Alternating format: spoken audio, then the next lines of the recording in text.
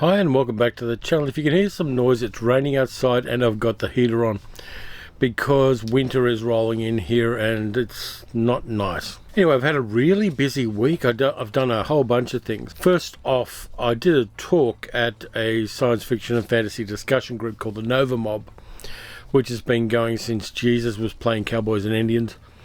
And it was about the movie The Green Knight, and I looked at other adaptations of the same story.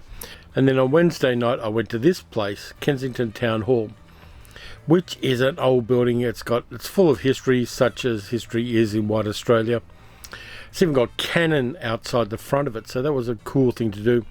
Caught up with a lot of people and did a talk partly on Zoom, partly in Meet Space about the movie The Green Knight. Now that speech that I gave is actually up on the Patreon site at patreon.com/paleocinema for the people who donate to the Patreon. So there's a good reason to throw me a couple of bucks a month. You get a whole bunch of extra things. Written movie reviews. I'm going to be doing all of the Bud Bedicker renowned westerns with Randolph Scott. I'm going to be reviewing all of them there. And it's a lot of fun just to get back into written work as opposed to talking in front of a Sony ZV-1 camera. By the way, Luna's down there sitting very quietly because she doesn't like the cold weather. The other good news too is that an Australian movie company has offered me Blu-rays to review. They're a company I've mentioned before. I won't mention them now because I'll save it for a whole video. But they're giving me some really groovy stuff to review, and I'm very grateful for that.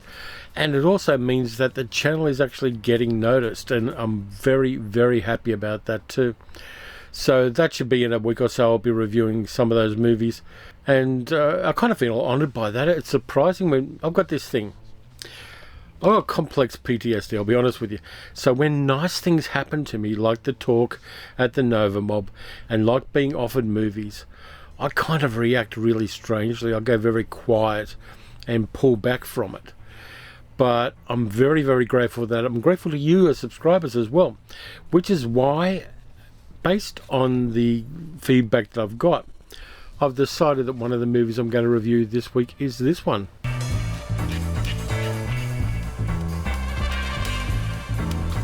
Yep, it is the imprint version of Diabolik, starring John Philip Law, Marissa Mel, Adolfo Celli, Michelle Piccoli, and it's directed by the wonderful maestro Mario Bava, with the other maestro Ennio Morricone doing the music. Here's the inside cover too. I like the inside cover as much as I like that outside cover of the movie, but this one is particularly groovy.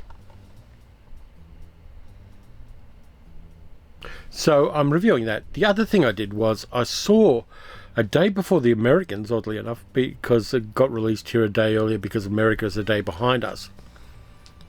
I saw Doctor Strange in the Multiverse of Madness, the new Sam Raimi film, and I've always been a Sam Raimi fan from way back watching Evil Dead and Army of Darkness. But yeah, so I'll do a bit of a review of that. I know everybody is reviewing that movie, which is why I teamed it up with Diabolik. I don't want to just do a Doctor Strange review and get lost in the crowd. I want to kind of mix and match. And there is a commonality between the two as well. They're both based on comic books.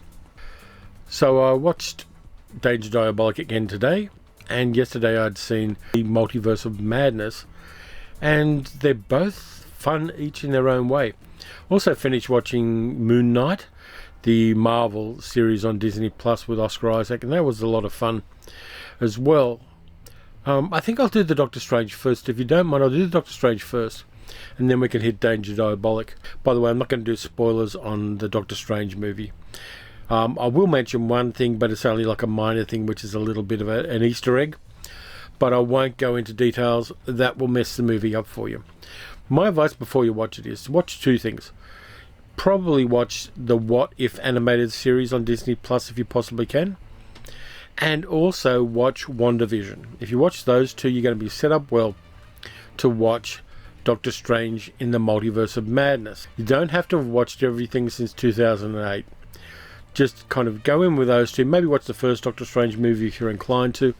But more than that, you don't need. A lot of the reviewers of Doctor Strange in the Multiverse of Madness, which I'm going to start calling Doctor Strange 2, have complained about the fact that you've got a backload with a lot of Marvel stuff. And that kind of strikes me as weird for a couple of reasons. One of which is these people are movie reviewers. They should be up to speed now. Second thing is that people have had 14 years to kind of follow through with this saga. And if you're not inclined to, this is probably not the movie for you. But having said that, here's what I can tell you about it. Sorry for that, the battery just died on the camera, which it can sometimes do without telling me. But anyway, yeah, I've even dressed for the occasion to review this movie because I've got my Eye of Agamotto amulet on, which I bought before the first Doctor Strange movie came out. So I've liked Doctor Strange ever since the comics. I mean, I've been a Marvel comic fan since about 1965, 1966, when I first bought a Marvel comic while I was on holidays as a kid. So, you know, I'm the one who watched the Marvel superhero series in 1966, the Grandway one. I'm locked into Marvel, and I'm fine with all the new Marvel stuff coming out. So I've done my 10,000 hours on this. Now, this movie dumps you right into it at the start. I'm going to give you a little bit of background, but I'm not going to go too far into the story because that's wherein the spoilers lie. We see Doctor Strange with a young woman called America Chavez, played by an actress called Xochitl Gomez, who is basically can hop between worlds in the multiverse. She can only do it when she's really scared, and so she's been jumping, trying to find a way to stop this from happening to her. She's jumped into our Doctor Strange's universe, and following her is a giant octopus with one eye, which is a little bit reminiscent of Starro the Conqueror from the second Suicide Squad movie, but not exactly. It's only a minor part of the movie. So Doctor Strange has got to battle this monster and does some very, very groovy magic to do so. It gets aided by Wong, and he's trying to find a way to help this young woman, America Chavez.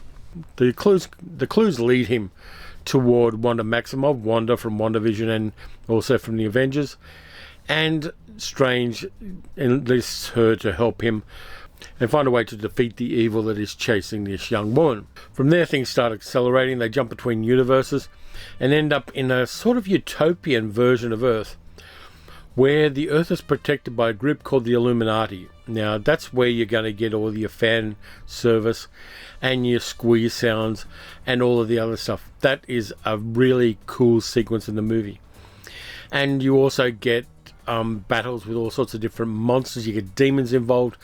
You get zombies. You get a really interesting magical battle between Doctor Strange and another version of Doctor Strange, which I really like because it brings into the movie and intensifies one of the strengths of the movie, which is the fact that Sam Raimi and Marvel got Danny Elfman to do the music. Danny Elfman, who had done the music for the Spider-Man movies with Tobey Maguire, that Sam Raimi directed, who had done the music for the 1989 Batman.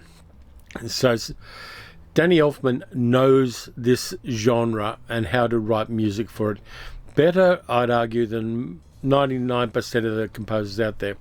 There are a couple of other ones who will probably stand toe-to-toe with him, but he is superb at this. And the music actually intensifies and is part of this magical battle in a really fascinating way. Again, it's not a spoiler, it's more of a hint for something to look for. Of course, the special effects are top draw. Diving between these worlds and diving into worlds full of demons and worlds full of monsters and worlds full of evil and surprising heroes as well really takes you on a roller coaster ride here. The movie also sets up future directions for not only a third Doctor Strange movie in a post-credit sequence. By the way, there are 2 post-credit sequences, both of which you're going to want to see. So, you know, even if you've got to cross your legs, stay in your seat during the credits and you'll enjoy the movie more. But there are also things that occur during the movie that set up future directions for Marvel films in a really interesting way. And it was great to see some of those characters that I'm not going to mention portrayed on the screen in an interesting way. By the way, you don't see Tom Cruise playing an alternative version of Tony Stark. Put that out of your mind. I did post up on my Facebook that Tom Cruise made a good Tony Stark, but a lot of people got pissed off because they thought it was a spoiler. But it's not. It doesn't happen in the movie.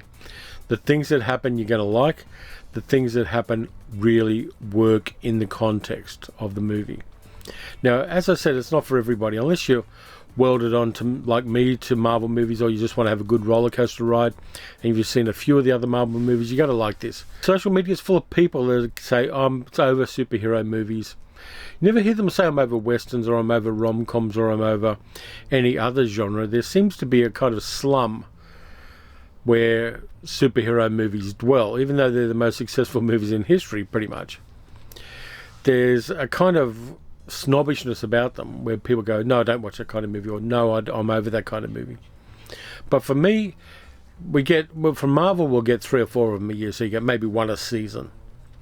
And I'm fine with that. I'm happy to go for that ride. I'm happy to see where this incredibly large-scale storytelling is going to take me.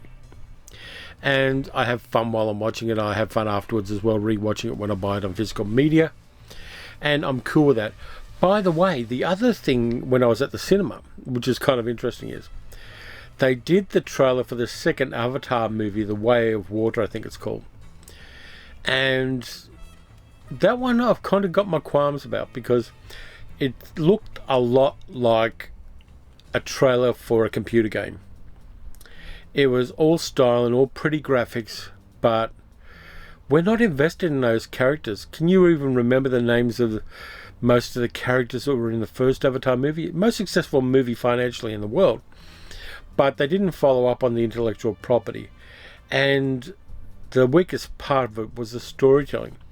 The visuals and the graphics and the kind of motion capture and all of that stuff worked really well.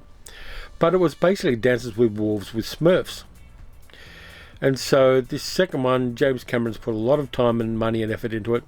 They're going to keep pumping them out, but is anybody really hanging out to see a second Avatar movie? That's the question that came up when I was watching it. It didn't generate the buzz that some other things, like every time I see that gun barrel go across the screen in a trailer I haven't seen before, and I know there's a new James Bond movie coming out, I do get that kind of little frisson of excitement about it. Or when there's a new Marvel trailer for something I know is coming up, but I know nothing about, comes out. You get that little tingle. Nothing with this Avatar trailer. It really didn't spark my interest. It didn't keep my attention beyond the pretty graphics. Yeah, I think it's going to be very difficult for that movie to get anywhere near the traction that the first one did. But I've been wrong before. But let me know what you think. Are you looking forward to an Avatar movie? But anyway, just to kind of summarize with the second Doctor Strange movie, I think Benedict Cumberbatch is much more comfortable in the role. He's played it a few times now. And this movie also gives us a few plot beats and a few explanations for the character, more than we've had before, that expand the character and ask important questions about him. Like, someone this powerful is somebody with a strong ego who has all this power. Are they a danger to other people and to the greater universe in general? And also, why did Doctor Strange become a surgeon? And we get a reasoned and a reasonable and a grown-up resolution to his relationship with Christine Palmer, the other Doctor who was in the first Doctor Strange movie, played by Rachel McAdams. She gets a lot more agency in this film, which is really nice. And there's closure on that relationship for the characters, and Stephen Strange can move on from it. And to be honest with you, Christine's already moved on from it.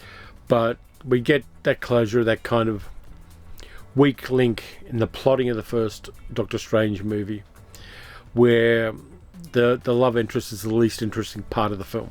That takes us on to Danger Diabolik, which is fantastic. Danger Diabolik is all style and very little substance in the best possible way. It's a 1960s pop art movie in the same way that things like Modesty Blaze was, and Barbarella, and The 10th Victim, and a whole bunch of other movies that are kind of tangential to various genres are concerned. It's a groovy movie, and it looks great. Having Bava do the direction, it was produced by Dino De Laurentiis. You've got the wonderful music by Ennio Morricone, the only time he worked with Bava. You've got John Philip Law looking perfect and playing perfect as Diabolik. You got his girlfriend Eva Kant, played by Marissa Mell, who is sumptuous, let's say. She is really good in the role. Her character is important to the plot, such as it is. It's basically a series of robberies, and Diabolik and Eva getting away with it each time. There's Michelle Piccoli in there playing Inspector Ginkgo, who's the hapless policeman who's trying to chase down Diabolik. He's a good copper and he knows his stuff, and the politicians give him enough power to do what he needs to do. But Diabolik's working next level. You get Terry Thomas in there playing a government minister, and he actually came in for one day to make his part of the film and to do his scenes, and he's welcome in there as well. You get Adolfo Celli playing Valmont, the mafia boss, in a role Adolfo Celli must have played 55 times. We of course know him from playing Largo in Thunderball a couple of years before, and I like Adolfo Celli as an actor. I think that he was one of those actors who was incredibly stereotyped and didn't particularly mind it. So he's in there as well.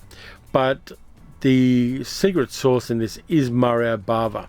The way he frames things in a comic book style, the way he does things like when Diabolik is driving away from a robbery, the way they undercrank the background footage when he's driving in the car and make it look like he's driving faster, the iconic look of Diabolik, the use of glass matte paintings is really great, particularly on the underground lair where Diabolik and Eva live. The fantastic bed. I don't think there's anybody anywhere who has seen the money on the bed scene in Danger Diabolik and hasn't thought, if I had the room, I would love that bed with that big TV set. It's actually a widescreen TV set, by the way. On a central pillar around the bed's on a bit of a spiral. It can be used as a lounge. It can be used as a bed. There's tons and tons of pillows, and there's about $10 million worth of money sitting on it. So there's nothing not to love about that bed. If I was suddenly disgustingly wealthy, apart from helping out a lot of people, I would make sure I had a house big enough for that bed, and I'd get someone to make me that bed. I would even do videos from that bed.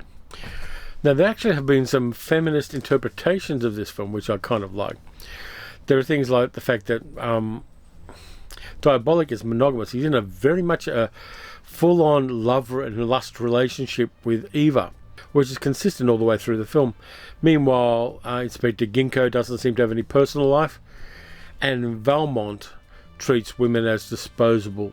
And so there's a kind of three different grades of masculinity in this one, which is kind of interesting, given that it is such a light film. Of course, the movie influenced other films that influenced CQ, a movie that was made in the early 21st century by Roman Coppola, which directly references this film and also has John Philip Law in it. CQ is kind of an interesting little film. You should check that one out if you get a chance to and haven't seen it. But Danger Diabolik, I love for the fact that it is empty except for the style and the grooviness, and for somebody who likes film direction, it's a wonderful film, because just seeing the way that Bava chooses his camera angles and chooses the way to light scenes and manages to get his people to do all these great props and sets, it's visually sumptuous. And also you kind of learn that even in a set that's just basically a lounge room full of mafiosi, there are ways you can do it without spending a lot of money that make it visually interesting while things are going on and make it relevant to what's being said when things are going on.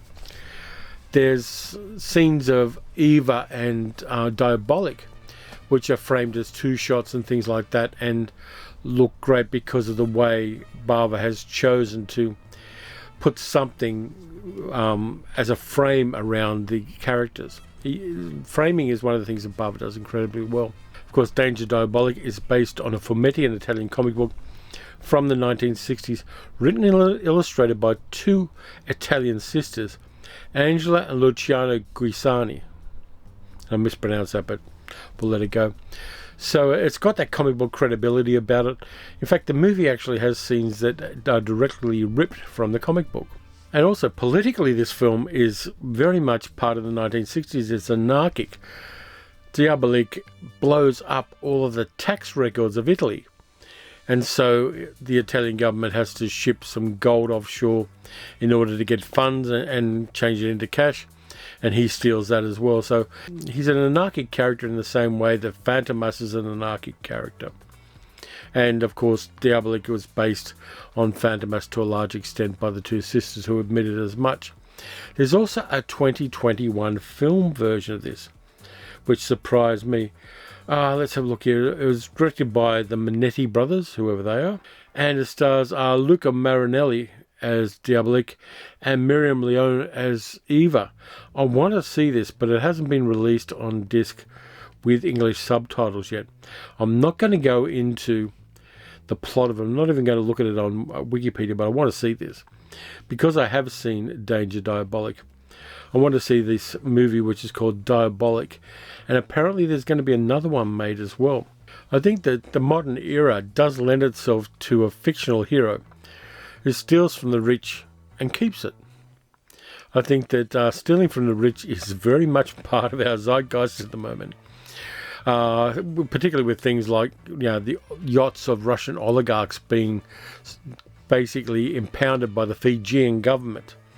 And I found out some things about that yacht that's been impounded. And the yacht has a freshwater lobster tank with live lobsters in it. How rich do you have to be to have a freshwater lobster tank on your yacht when you're surrounded by oceans? But just to finalise on Danger Diabolik, if you haven't seen it, you should see it. If you haven't seen it for a while, you should watch it as well, because it's just such a fun film. It's kinetic, it's dynamic, the romance feels real. It's a very sexy movie without being prurient or explicit. And it's just interesting to see the ways that Mario Bava does things like the aeroplane the Valmont has. You can tell it's a set, but you don't mind that it's a set. And things like the fact that there's an underground swimming pool in a grotto beneath Diabolik and Eva's underground hideout. There are all these kind of groovy things. The dresses that Marissa Mell wears in the movie are fantastic 1960s stuff. Diabolik's costume really suits the kind of leanness of John Philip Law. And the wonderful use of forced perspective and matte paintings and other little trickery that Mario Bava learned over his many years before he started directing films, when he was working in other production areas, really makes this one a lot of fun. The more you know about movies, the more groovy this movie is. And even if you don't, you're still going to have a wonderful time. So Danger Diabolik is, I can watch it repeatedly and really enjoy it. And I did this time around. I've had a pretty good week for movies. I saw The Green Knight. I saw Doctor Strange 2. I saw Danger Diabolik again. I watched the first of Bud Bedica's renowned westerns with Randolph Scott, which I've got to write a review of soon. So yeah, I've just been really enjoying my movie watching over this week. And next week looks to be pretty good as well. So anyway, that's it this time around. Thank you very much for watching. If you enjoyed the video, please like, subscribe, and leave a comment. You can also look at the playlists on the channel. I've got playlists for different genres. So if you're here for the science fiction, there's a whole bunch of science fiction movies there. If you're here for the old movies, there's a whole bunch of old movie on a playlist here, which you can access by subscribing. And also you can access it without subscribing, but it's a little bit easier if you subscribe, because the algorithm will make it easier for you to see them. Anyway, look after yourselves. And by the way, you can also, as I said before, support the channel by going to patreon.com/paleocinema. So that's it for this time around. Thank you for watching. Luna has deserted me, which I'm kind of glad but kind of sad about, because she's annoying. Anyway, in the meantime, watch some good movies, watch some bad movies. If you're inclined to, watch the new Doctor Strange movie. You're going to have a good time if you do. So look after yourselves, and I'll catch you next time.